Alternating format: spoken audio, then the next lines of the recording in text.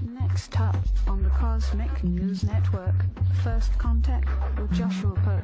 Good morning, Earthlings. Good. How you doing today? Good. How you doing today? Welcome to First Contact Radio. Welcome to First Contact Radio. To talk about all these things I'm talking about is because in life, everything is energy. Every single thing that's out there. Yo, it's First Contact with Joshua Poet. He's the man on the mic, just in case you didn't know it. Covering news from all around the globe, from the weather and space to UFOs. He'll talk politics and make you open your eyes. Conspiracy theories and government lies. They'll dig it all up and try to find the proof. Cause it's time to demand the truth. It's time. First Contact Radio. We have time to demand the truth. It's time. First Contact Radio. We have arrived. It's time. First Contact Radio. It's time to demand the truth. Good morning, Earthlings. How you doing today? Welcome back from the weekend. Glad you could be here. Today is the 13th of October, 2014. Our moon sign is making a transition from Gemini to Cancer. That will complete itself by 6:30 this evening. Our sun sign is in Libra, which is an air sign. So we have air, and then we have air and water underneath. So the unconscious, dealing with the air and water, is going from Gemini to Cancer. So Gemini is communication, Cancer's emotions, feelings. So we're going from the mind into the emotions. That's quite a transition to go from one into the next. But it is necessary and it's part of the process, because as we channel our energies and we take it through the different processes that we have, we get an opportunity to look at it with our mind, look at it with our emotions, look at it with different aspects of ourself. Kind of be a well-rounded approach to how we look at ideas. We see that at just before afternoon, close to 1 o'clock, is when we pass through this last phase of Gemini, and then the rest of this afternoon is one of these void of course periods as we're preparing to go into Cancer. So the trine that's coming up with Mercury is a trine between the moon, which at that point is Gemini, and Mercury. So I'd say there's really good communication, lots of opportunity to really think about what it is that we are doing, what we want to say, how we want to approach it.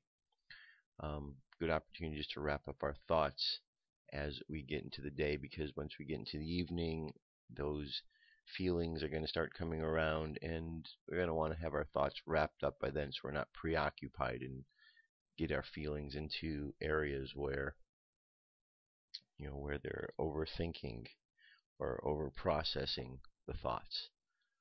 Alright, our numerology for today is the number 3. And the way we arrived at it is this way.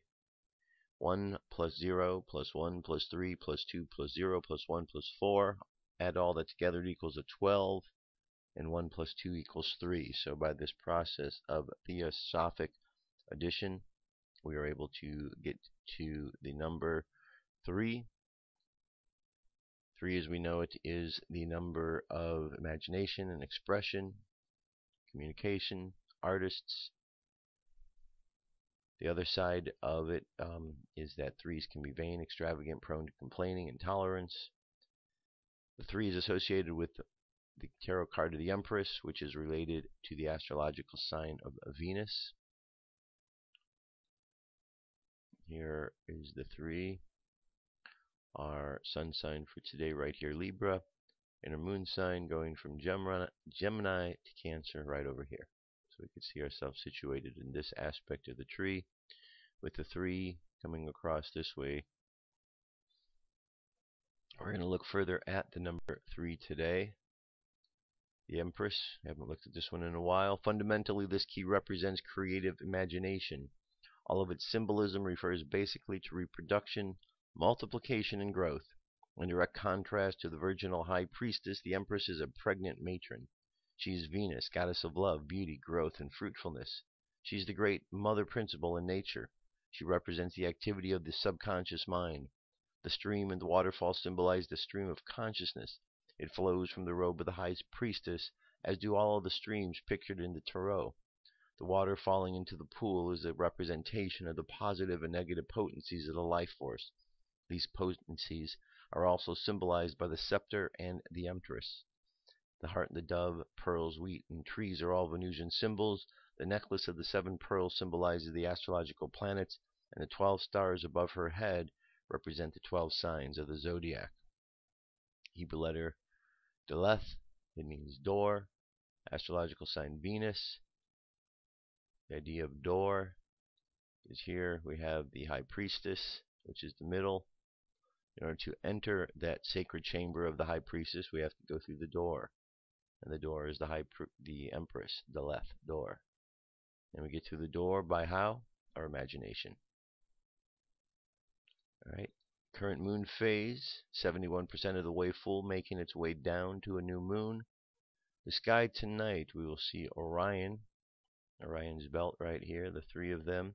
And if we look up, this is an hour before sunrise, we'll see the moon just off to the right from Orion's belt. It says as twilight fades, look for Arcturus, the spring star twinkling in the west to the northwest. Still pretty easy to see. Alright. And our Mayan Oracle for today. Today is a 10-tone day, so we're still in the wave spell of the storm. We've progressed to the aspect of the star, manifestation of the beauty and the elegance of the storm. It's about manifesting all that was gathered here, now to shine that brightly into the world. Today's the Man 10 star, guided by the warrior who asks questions. Today's Galactic Activation Portal Day. I'll show you why that is. And the phrase for today is, I perfect in order to beautify producing art. I seal the store of elegance with the planetary tone of manifestation. I'm guided by the power of intelligence. And we can see here that we have this particular pattern that follows through here, down, down, over. Okay, and this is opposite right here. Okay, so the first 6 mirror the last 6, and the middle is just the middle. Over at Space Weather, our solar wind is currently at 350.3 kilometers per second. Planetary K-index is quiet between a 0 and a 2. One big coronal hole down here, but nothing affecting us. M-class possibility 10, X-class 1, geomagnetic storm activity 20% in the mid-latitudes. Upper latitudes we have as high as 30%. So it looks like things are increasing there a bit. Over on the Jewish calendar, today is 19 Tishri. We are still part of the celebration of Sukkot, which continues on for another day. The daily thought is 1 plus 1.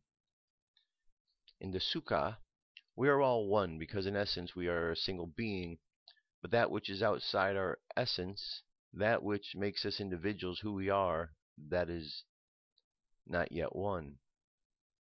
As the Etog, Lulav, Hadassim, and Arvat, we are all one as we are distinct individuals because each one complements the other to make a harmonious whole. When 2 mitzvot come together, then we are one in all ways.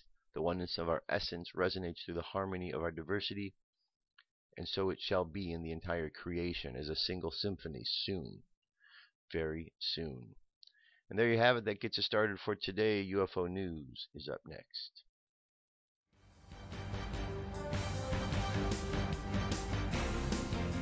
This is the UFO News with Joshua Poet. All right, Dirk. Thank you very much.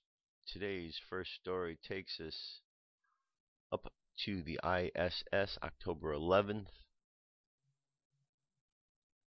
Here we have amazing footage of glowing UFO recorded. The 11th, here we got right out here. ISS, so definitely see the object. We've had these type of objects many times out there. Captured by Street Cat 1. Okay, we could definitely see it's moving. It's not just stationary. And now it's gone. Alright, let's move from the ISS over to Swansea, UK. Triangle formation. Okay. Interesting UFO sighting over a triangular shaped formation flying across the sky above Swansea in the United Kingdom. Have a short video here, 13 seconds in length.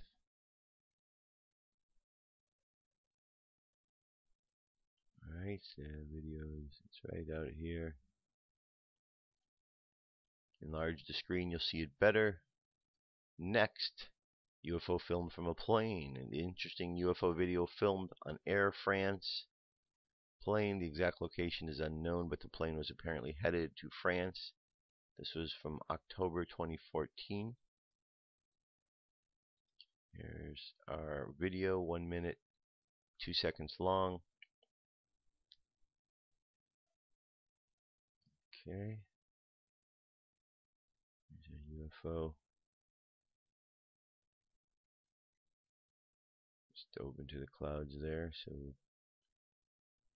not able to see it once it gets in there, but definite. Looks triangular, doesn't it? Now it's settling into the clouds. Cool. Cool shot.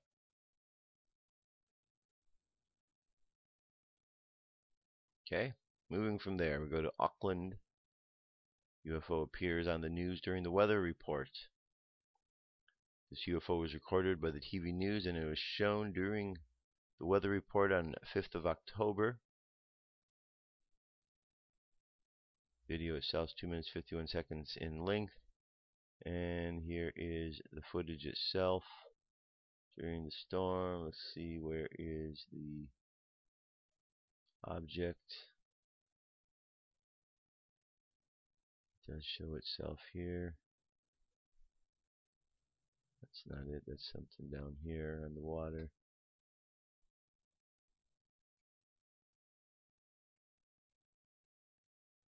There it is, right there. Alright, right there. So it's a good shot, and definitely something just sitting there in the sky.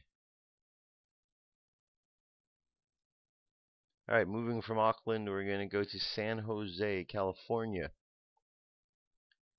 This is what was witnessed. This is my husband and I will watch planes frequently at San Jose International Airport take off and land as a form of relaxing entertainment. He tends to take his Nikon Coolpix P7700 out to take pictures of the different planes landing or of interesting clouds that form in the area. On this night, September 20th, we were enjoying a picnic dinner while watching. Suddenly we noticed a break in the planes. There had been so many coming and going, but then it got quiet.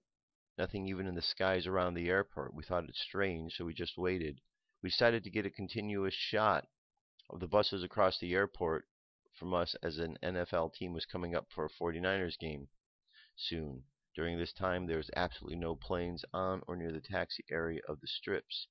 About 10 to 15 minutes went by roughly when the plane suddenly started taking off and landing again like crazy. We thought it was odd, but joked that the traffic control may have been busy talking to pilots at another smaller local airport. We got home that night and just confirmed on with life as normal. Well, my husband was retrieving the pictures that night, and just a few hours ago, I noticed a circular-shaped object with a top dome light, windows, red tail, white front lights, and gray base color to it. It's very odd. In these 6 continuous shots, taken at 1/10 second speed each, you can clearly make out this object moving at just a few feet above the ground across the center runway in the opposite direction that the planes were coming in at. Never changes shape and keeps on a straight pattern. The only thing is that it changes in any of these photos is the color of the light on the dome portion or the top of the object. We never saw this with our naked eye and never heard any unusual sounds. There is no unusual activity after the event either that we saw. There were no helicopters or anything else except normal commercial planes coming and going. Okay, that's what was seen. Very interesting indeed. Let's go to Georgia. MUFON statement. Wife and I driving on highway I-85 westbound. Sky had multiple cloud formations. My wife held cell phone out window and was snapping shots as we rode. After about 7 shots, she stopped. Nothing was visible in the sky. After snapping, we were looking at them. Our last photo, we saw 4 objects which looked like the exhaust coming out of the bottoms of one of the previous shots. Showed faint blurred images which I assume were part of this 4, but not as close. Never saw items, only appeared in photo. After seeing these, my wife and I wondered how we had these pics when nothing was visible. Others who have seen the pics are also wondering how this could be. They also look like they have light or something coming down from them, doesn't it? Very interesting. Alright, let's jump up to Mars for a couple of stories here. The first one, a new take on the face at Cydonia, Mars. Here the person has a new take on the first face ever discovered on Mars. He takes a current Google Mars map view of the face and takes half, then flips it to make a full face. Sure, we all know about the face at Cydonia, but this does give us some better detail in the photo, especially if you alter the contrast a bit. Scott Seawaring. The video shows you the face in the Mars exists, at least the right side of the face. You can go to the Google Mars, copy the right side of the face, then duplicate it, flip it, and join it and see how coincidentally a face is formed. Alright, so we're going to see that right here. The video is 2 minutes 25 seconds. And here you're going to see the process.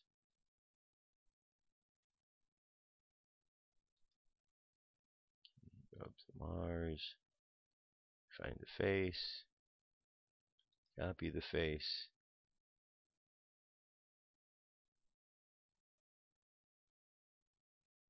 and double it.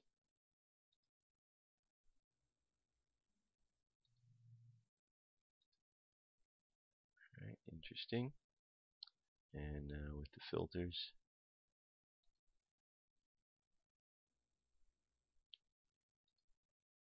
And last, put the 2 sides together. And then that's what we have. Okay. That's the object right there. Pretty cool. Interesting way to look at it.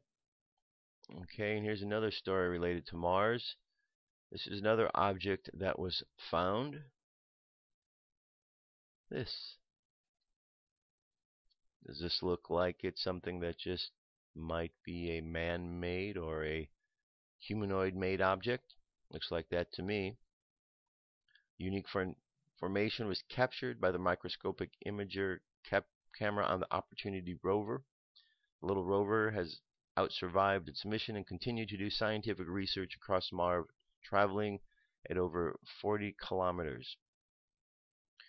Alright, and we could see it comes from a NASA source, mars.jpl.nasa.gov.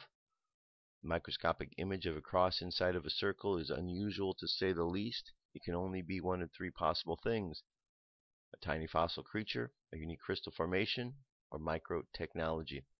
It may be a fossil of a micro creature, but the ring around it makes it unlikely. It has very few similarities to crystal, but again, the ring causes me to rule that out. However, microtechnology might be most likely. Ancient tech, especially small, would be very useful to regulate plants, animals, and other ecosystems to create a controlled environment. Sure, Mars is dry and barren. However, NASA Chief Charles Bolton said in UK this week that Mars did have life on it and may still. Ancient microtech would explain such an advanced world far beyond our own. Okay, there we go. And in regards to what was just mentioned, here it is. NASA chief says life once existed on Mars and may still have life. NASA chief Charles Bolton states It's a planet, sister planet to Earth.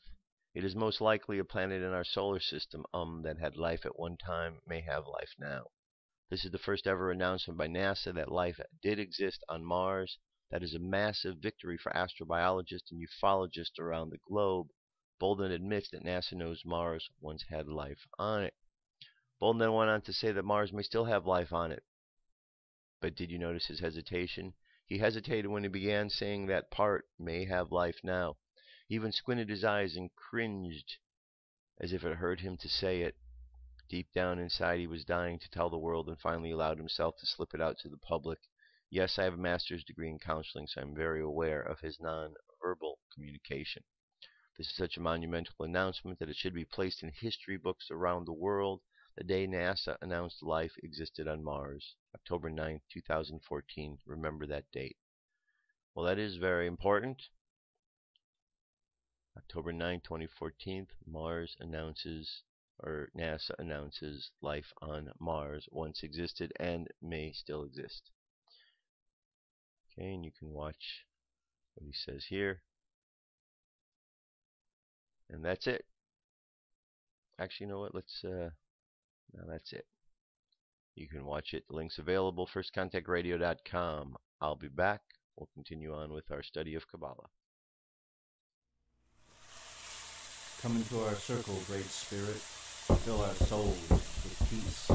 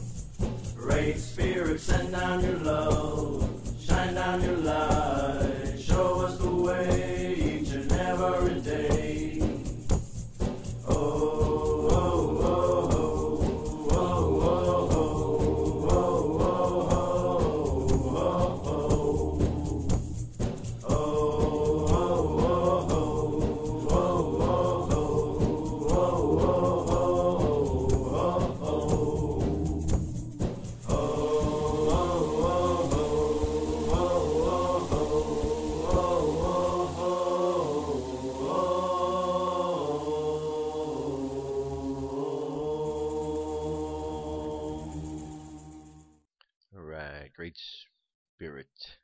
It's the name of that song. Alright, let's continue on with our study of Kaballah. Tree of Life. Here is the symbol of the Tree of Life. This is a symbol that has many different layers to it. So what we've learned so far is there are 10 of these sephira, which are the circles. I like to refer to them as classrooms. There are 22 of these paths that go between the sephiras. Altogether, there are 32 paths. Even though we are calling these sephiras, they are recognized as paths for the aspect of the overall tree. So there are 32 paths. When we look at a path, each path is made up of the two ends of the path, the two polarities, two sides of it. And so when you understand what the path is, you can understand how it's evolved, what it is evolved from, where it's evolving to. The process of this tree goes down in a numeric sequence: 1, 2, 3, 4, 5, 6, 7, 8, 9, 10. This is the pattern when you see a lightning bolt that's coming down through the tree. That's the pattern that it takes.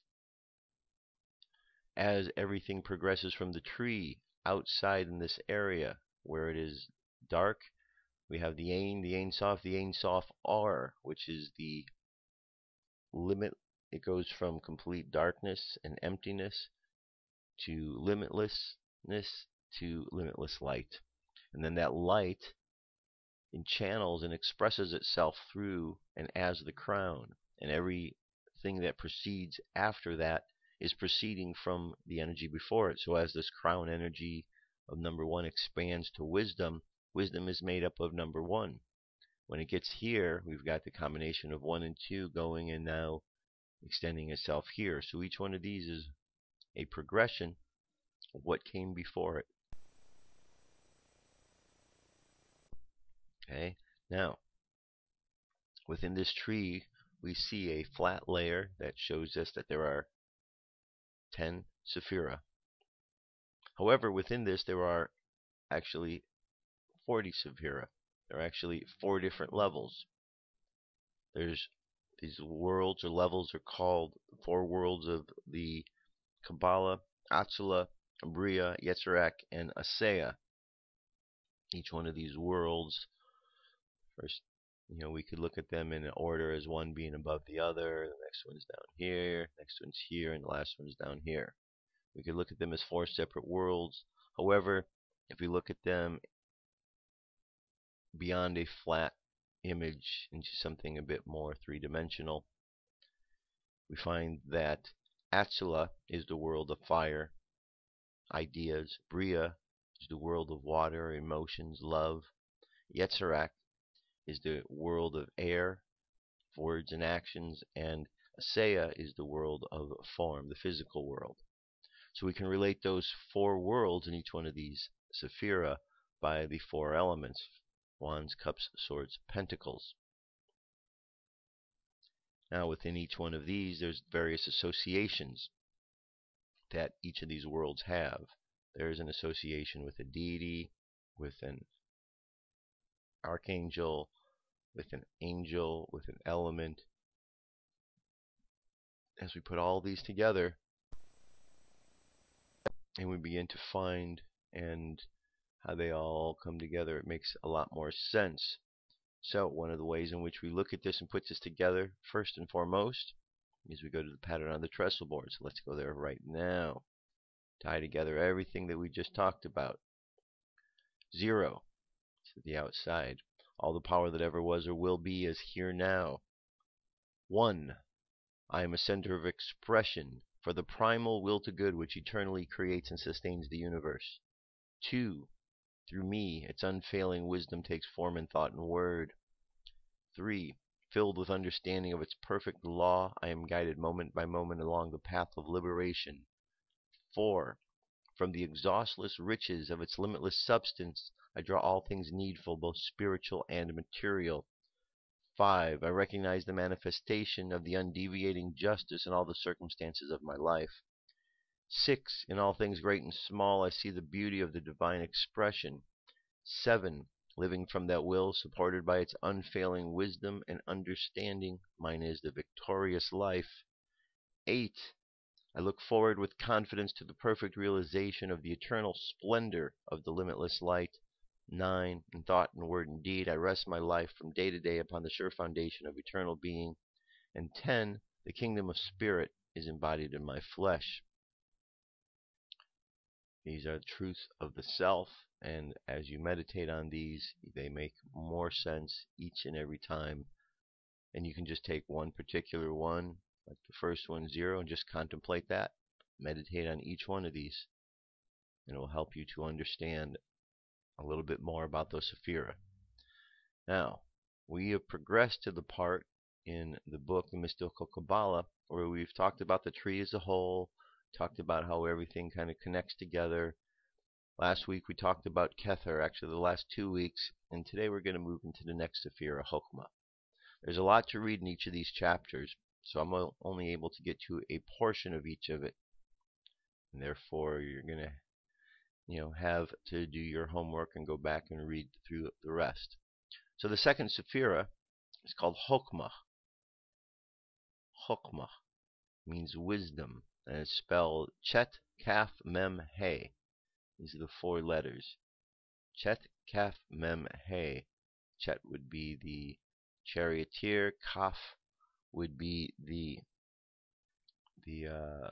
Kaf would be the moon. No, that's Quaf. Where is Kaf? Kaf.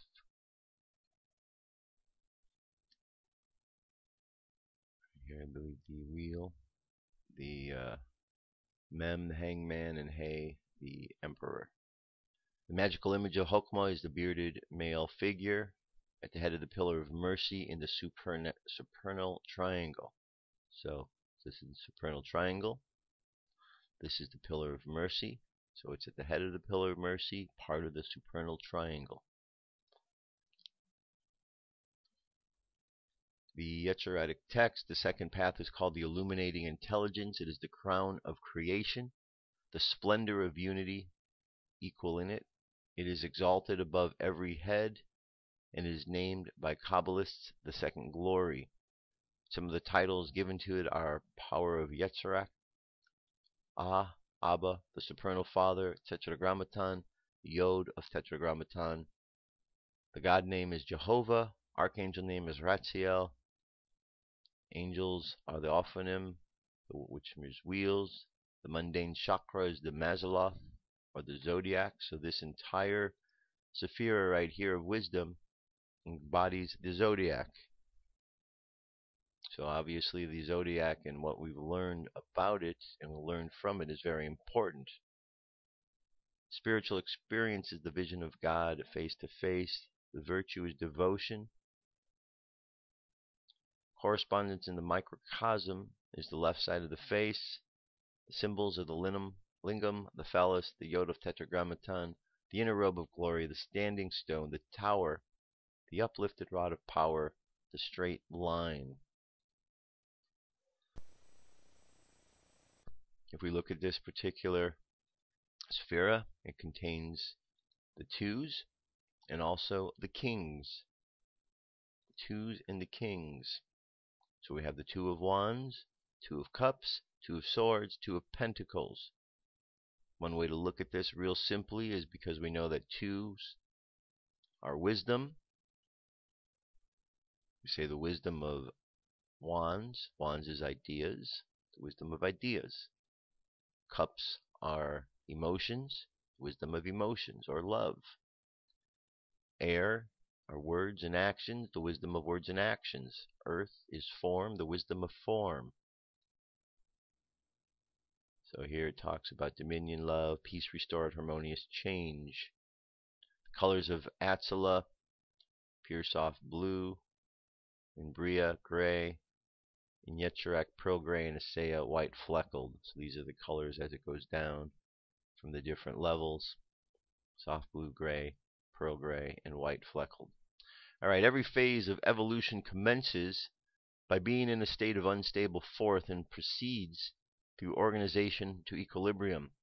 Equilibrium having been achieved No further development is possible without once more oversetting the stability and passing through a phase of contending forces. As we have already seen, Kether is the point formulated in the void. According to Euclid's definition, a point has position but no dimensions. If, however, a point may be conceived of as extending through space, it becomes a line. The nature of the organization, and evolution of the three supernals is so remote from our experience that we can only conceive of them as symbolically. But if we conceive the primordial point with its Kether as being extended into the line which is Hokmah, we shall have as adequate a symbol representation as we now hope to achieve as to our present state of understanding. This forth-flowing energy, represented by a straight line or the uplifted rod of power, is essentially dynamic. It is in fact the primary dynamism, for we cannot conceive the crystallization of Kether in space as a dynamic process. It partakes rather of the staticism of our limiting of the formless and free in the bonds of form, tenuous as that form may be in our eyes. The limits of the organization of such form having been reached, the ever-flowing force of the unmanifest transcends its limitations, demanding the fresh modes of development, establishing fresh relationships and stresses.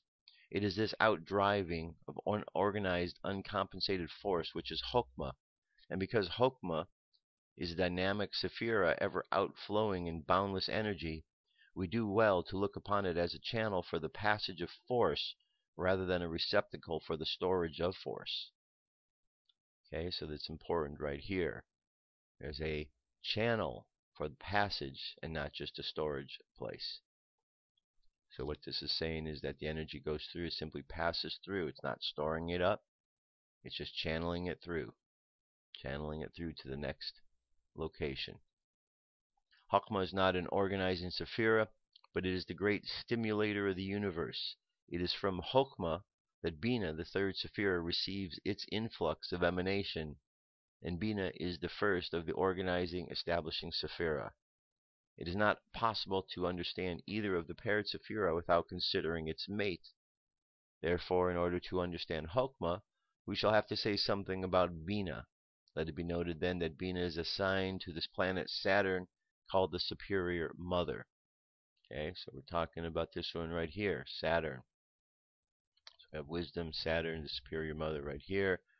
Father, connected by the path of the Empress, pregnant Earth Mother. We see the Fool, which is superconscious energy coming out of the crown. We also see focused concentration coming out of the crown. So these three right here, the crown, wisdom, understanding, form the three supernals.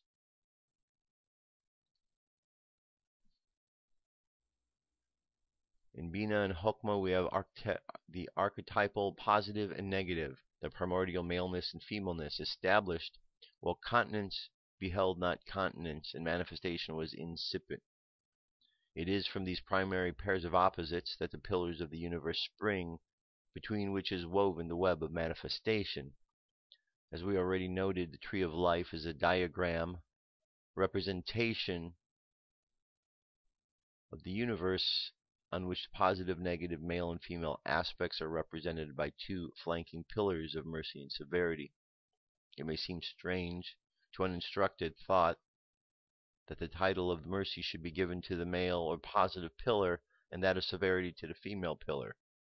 But when it is realized that the dynamic male type of force is the stimulator of upbuilding evolution, and that the female type of force is the builder of forms, it will be seen that the nomenclature is apt. For form, although it is the builder and organizer, is also the limiter. Each form that is built must be in turn be outgrown, use its usefulness, and so become a hindrance to evolving life, and therefore the bindrin of dissolution and decay, which leads to death. The father is the giver of life, but the mother is the giver of death, because her womb is the gate of ingress to matter, and through her life, though her life is ensouled in form, and no form can be either infinite or eternal, death is implicit in birth. It is between these two polarizing aspects of manifestation, that's the supernal father and the supernal mother, that the web of life is woven, souls going back and forth between them like a weaver's shuttle. In our individual lives, in our philosophical rhythms, and in the history and the rise and the fall of the nations, we observe the same rhythmic periodicity. In these, the first pair of Sephira, we have the keys to sex, the pair of biological opposites, maleness and femaleness.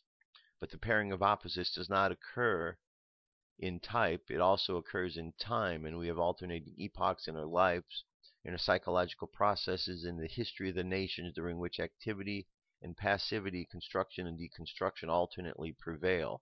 The knowledge of the periodicity of these cycles is part of the secret, guided ancient wisdom of the initiates, and is worked out astrologically and kabbalistically. The magical image of Chokmah and the symbols assigned to it bear out this idea. The magical image is that of a bearded male, bearded to indicate maturity, the father who has proved his manhood, and not the untried virgin male. The symbolic language speaks plainly and is the lingam of the Hindus, and the phallus of the Greeks are the male generative organ in their respective tongues.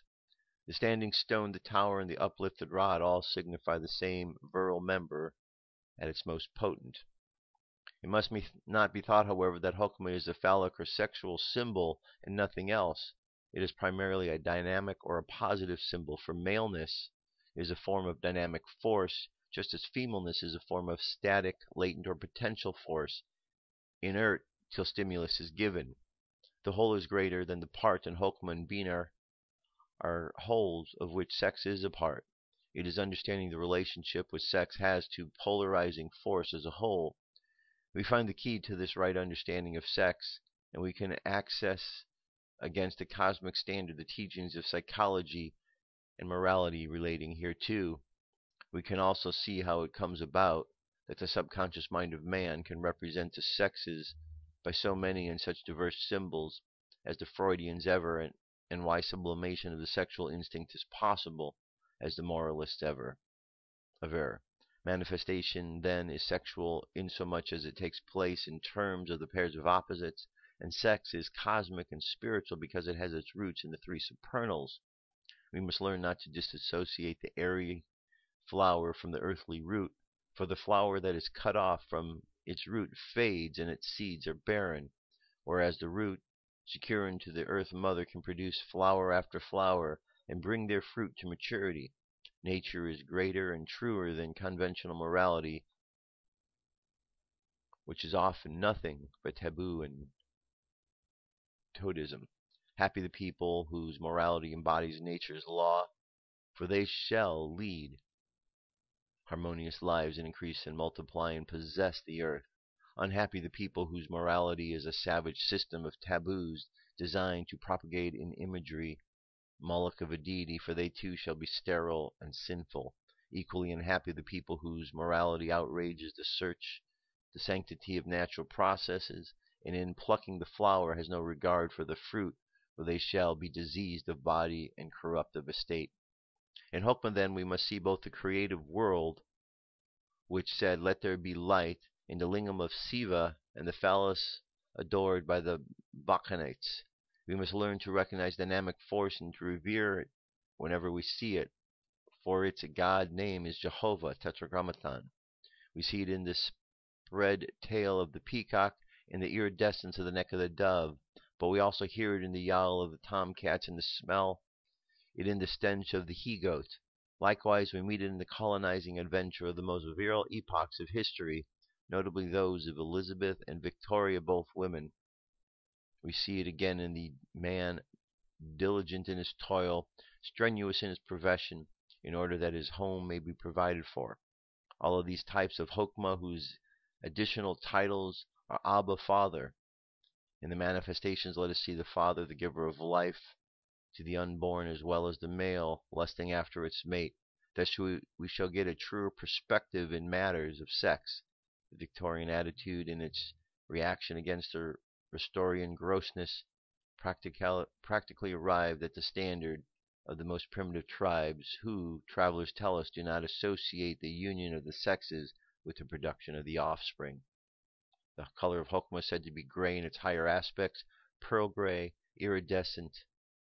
In this we see the unveiling of the white light of Kether descending in its path of emanation towards Bina, whose color is black. The mundane chakra, or direct physical manifestation, is said to be the zodiac, called in Hebrew Mazloth. We thus see the ancient rabbis rightly understood the process of evolution of our solar system. Okay, I'm going to leave the rest to you to check out, but take from this wisdom, zodiac, the head of the pillar, of the masculine pillar, is the force of energy stimulating, and it stimulates the understanding that comes about in this feminine aspect here. So there is the aspect of male and female working together, and the three of these make up the supernal triangle. So that's a lot of information. So just focus on this part right now. There's more to read, so if you can get a chance to finish through the rest of this. And the Sefer Yetzirah, I leave this available so you can also use this as a point of reference, and of course the Kabbalion as well. So lots of good material there to follow up on. Use it in your meditations, and every day, just do a little bit more every day, and that's all you need to do. That's all you need to do, because the information will keep working itself over and over in your mind until you find that when you meditate, when you sleep, it'll all be working itself out. All right. Now, let's move over to an article. This is In 5D from Michelle Walling. And it asks a really good question, because as we study these different spiritual topics, we're dealing with energies that are unseen. And so we have to have a way to deal with energies that are unseen, especially when there's entities that are involved. Who are these entities that are out there? Are they friends? Are they not friends? Are they here to provide instruction and help us, or are they here to deceive us? These are all questions that we always ask. Of course, are they of the light or are they of the dark? Are they here with love or are they here with... It's always good and important to know, because we can get fooled, and we want to make sure that we're not getting fooled, and we do so just by paying attention. So this asks the question, are all spirit guides of the false light? Who am I really calling upon when I ask my guides and angels for help? They could be genies that pose as angels and helpers from the astral realm, and these types usually want something in return. Recognizing motive and paying attention to your body's intuition and discernment signals can help you figure out if you are dealing with a being that is benevolent or malevolent. If you've been following In 5D lately, you know there have been several articles about the false light matrix, or Numerology. I interviewed Cameron Day in 5D's Cosmic Awakening show, where he explains the ongoing deceit behind the ankle biters, posing as archangels, guides, and lords of the light. These posers target the good light workers to join them, while the bad people can fall right into the dark with the dark beings. The bigger picture uncovers the dualistic choice as part of the induced consciousness that has held humanity in a long slumber. The irony is that the light worker and dark minions have both been serving the lower consciousness. It seems that the ankle biters caught in the astral realm will do anything to feed off our energy, including bringing messages forth that seem like they are full of love and light and have our best interest in mind. Most of these deception tactics will include mostly spiritual truths to hook you, and then will include the one thing that draws your energy right out. Many times these beings will pose as spirit guides that claim to be helping you along your journey up the ladder of spiritual growth. They also call Earth a school and explain that we are here to learn our lessons and then pay back the karma accumulated from such lessons. Examples include suggesting a particular spiritual practice that will allow them to tie into your energy, asking you to meditate upon their image in the third eye, or leading you to pray to them in worship. These tactics are very similar to the religious doctrines. Other tricks include ongoing false hope that they may include giving specific dates for a great transformation. This constantly causes disappointment, which can lead to negative energy and depression.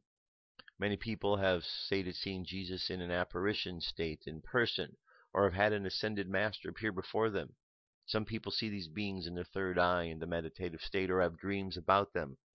False light beings easily have the ability to emulate feelings of love and home during this kind of contact. This false energy that they can project is recognizable because it is the same tactic they use to trick souls into staying in the reincarnation cycle over and over again. Here's a video asking that question with James Gilliand. It's a longer video. Video length is, well, 39:15 marker is when something comes in, so it's, I can't see how length, well, it's almost an hour. It says, I agree with James, there are definitely beings from the true light outside of the mirrors that are here to help us. In my experience, I know there are benevolent beings out there to protect me and help me with my journey, but as a child grows up and learns how to be independent, the real lesson is beginning to realize as we begin to think outside the box. Very clever confusion has been inserted with the New Age term spirit guides. Many people have been given their power over to paying homage to beings of light that may not be of benevolent nature. The real question becomes, why are we giving our power away to someone outside of ourselves? True beings of light would never tell you to do what to do. They are not allowed to directly interfere with humanity unless the planet is about to be destroyed by nuclear weapons. I'm going to go out here on a limb and say that one of the biggest false light tricks in the book is to appear as Jesus or Archangel Michael. Both of these are classic archetypes of an archonic energy that feeds off people energetically. If there was a Jesus that walked the planet, he would never have wanted anyone to pray or to worship him. I question if there ever really was a Jesus because we have no evidence before us. As long as we look outside of ourselves for the answer, we will never have that proof. Archangel Michael's name is a big clue. Arch for Archon and El for Elohim, which is another label for the creatures of this matrix. As a matter of fact, the words El and On are inserted into many of our words in the English language. Every time we speak them out loud, we give power to them. This is how powerful we truly are and how deceitful they truly are in creating a limiting and powerless language. Sometimes the powers do not actually ask you to worship them, but instead show you their hierarchical status over you. Alright, let me jump to the end of the article. You can see there's a lot more. It says the one thing we can count on is our true essence, and the best thing we can do for ourselves is to be that essence. When individuals break through the barrier, we will have helped all of humanity break through as well. There is a cosmic wild card in play, and it's only a matter of time before it completely manifests within our reality. So this is a good article, good information. You know, it is important to know who we're talking to. We've been told that we could be deceived. There could be many out there. Even the book of Revelation says that there will be, Jesus said there will be those saying, I'm here, I'm there, come over here to see me, I'm out in the desert. And we should not be deceived. Archangel Michael, same thing. Any being in this universe knows that this universe, this world is subject to being deceived. But we need to use our gift of discernment because there were angels, there is a Jesus, there are these spiritual beings that are out there. But there are also those out there who are pretending to be, to try to get your attention, to fool you. And if you don't know the difference, then how are you going to know that you're being fooled or not? Very important. So it's always important that we take responsibility when we're doing any spiritual practices to protect ourselves, to make sure that we are grounded, our chakras are open, that we've got our protections around us, and that we're paying attention to who we're communicating with, how that communication feels. And one thing we're not ever supposed to do in spiritual practices, and people do this all the time, is they give their power up to something. People give their power up to astrology as if they think that's what they're supposed to do. And that's where the misunderstanding comes in, because you're not supposed to give your power up to it. Astrology is no different than looking at the weather. No one gives their power up to the weather when they listen to the weather report. So why should somebody give their power up to astrology because they hear the weather report there? Makes no sense. So we have to learn to take control of our own power, take control of ourselves. And in doing so, we're able to help everyone else. We also need to understand those around us that want to help us and the light and the love that is available for us. Alright, that brings us to our channeled message for today, which comes to us from Hilarion. Here we go. Hilarion. Hilarion. October 12th to 19th, 2014. Hilarion. Beloved ones, going with the flow of energy as it comes through is most helpful in the coming days. Whatever comes to the surface of your consciousness should be met with love, compassion, and understanding, patience and tolerance. Your loved ones are also in the process of awakening to their higher light, and they need your patient and loving support as they begin to see the world with more clarity than before. You might have to take several deep breaths before responding to the unique ways this awakening within them will unfold. Remember that each person upon the planet is being stretched to the limit of their consciousness and endurance at this time, and there is no end in sight for a respite from the increasing intensity of cosmic light coming in waves upon the planet. Everyone must go through the process of assimilation, integration, and balancing within the human operating system. Those of you who read this have already passed through the majority of this process and are in a role of holding the higher vision for the rest of humanity. Many of you have already passed through the fires of initiation and have emerged on the other side, forever changed in a defining way, an empowering way. You now walk the earth with humble heart, remembering well the testing times and how difficult it was to rise above the chaos to create a higher vision and to hold it high. Those who come after are having an easier time of it than did you, and this was by divine intent and design. By your courageous example, you have set the bar on high, and those who are in the throes of transformation have a safer path to follow, with many guideposts along the way. You have been diligently pursuing your divine calling, and most of you are now or will be soon in the position to be of great assistance to the seeking ones. It is the light and the love in your heart that shines so brightly now that it resembles the light of the sun. From our higher perspective, it is easily discerned, and each of you is easy to locate upon your planet. By your light and by your brilliance your soul signature is known. As the old gives way to the new, trust that the universe is unfolding exactly as it should, and that you are in the right place for these times. Sometimes, sacrificing your position on an issue and viewing it from another direction will bring enlightenment. You are all being reborn into a new spiritual consciousness and exploring the alchemical process of transmutation, creating new forms, new bodies that are less dense and more filled with light. You are becoming the embodiment of your enlightened soul. As you yield to the changes taking place within you, within your life and in the world, you are realizing how liberating the whole process really is. You are finding yourselves leaping into the unknown, trusting that you will emerge renewed and invigorated as the old gives way to the new. You are ready to take your new place in your new world with zest, enthusiasm, passion, and confidence. The path before you is cleared for the new to come into manifestation. Continue to shine your light as a beacon for others, that you may help to light their way home. Be in gratitude for the illumination that now resides within your being, that luminous being that is the true light and beauty of your soul. Feel the joy in the realization that you are enough and that you always have enough, of love, abundance, prosperity, creativity, energy, and miracles. You are rich in the gifts of the Spirit and have learned how to manifest these into your life and how to share these with others around you. Take time to acknowledge and appreciate all that you have experienced and accomplished, knowing that it helped you move to a higher level of awareness, an awareness that is filled with a new spectrum of unlimited possibilities in your life. Celebrate the moment. Until next week. I am Hilarion. Very good message from Hilarion. Brings us to our meditation for today, so close your eyes. Take a deep breath. And exhale. Take another deep breath. And exhale again. And another deep breath. And just let that air and that breath move deeper into your body, into all of your cells, and exhale. And each time you breathe, feel yourself feeling more relaxed, more focused.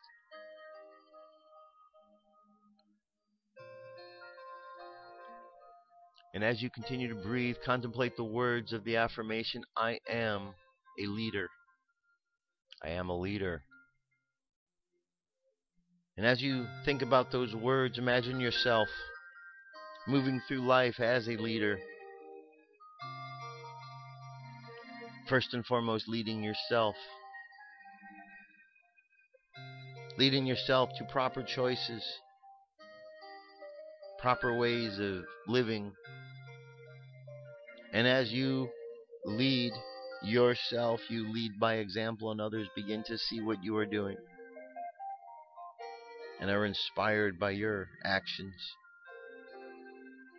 Imagine yourself moving in the world and just being yourself, and that is enough. And in being yourself and others are inspired, we find a world that becomes much more peaceful and harmonious as we become inspired by each other. Let's imagine the world filled with love. And just imagine sending love all around the planet to each and every individual this day. To those who are feeling afraid, we send love and light that they no longer fear. To those caught up in doubts and worries, we send love and light that these doubts and worries are removed. And though there be challenges, we send light and love out to all around the planet, that they be able to find the strength within themselves to face the challenges and move forward in life, to evolve. So let's imagine ourselves just walking around the world, sending out light and love, sending out love to all that we meet. And let's just allow this to be our simple way of living today. So let's imagine ourselves on that journey, our subconscious mind continuing, sending out love and light into the world. And let's bring our conscious mind back to the present moment on the count of 3. 3, coming back to the present moment filled with confidence. 2, coming back to the present moment filled with faith. And 1, coming back to the present moment happy, healthy, and whole. Happy, healthy, and whole. Take another deep breath. Exhale, and open your eyes. That's it, my friends. That is the show for today. Thank you very much for being here. I'll be back tomorrow. We'll continue on with the Book of Enoch. Until then, have an awesome day. I love you. Keep loving each other, and I'll talk to you soon. Peace. I'm out of here.